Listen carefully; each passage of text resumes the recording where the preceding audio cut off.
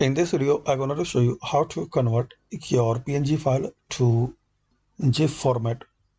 So if you want to convert your PNG file to GIF format, so right click on that image, then click on edit. Now click on file.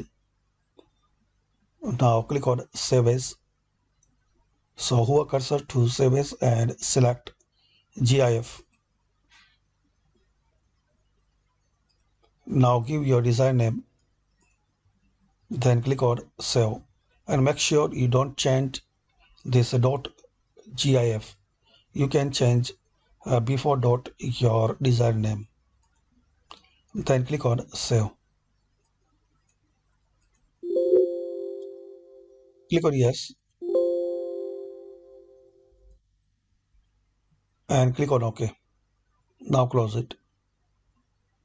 So as we can see, it's our PNG and this picture is converted GIF.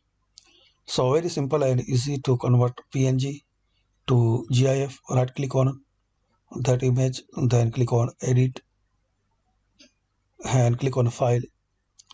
Hover cursor to save as and select GIF. That's it. Hopefully you like this video. By this quick method, we can know how to convert any PNG file to GIF without using any software. Thanks for watching.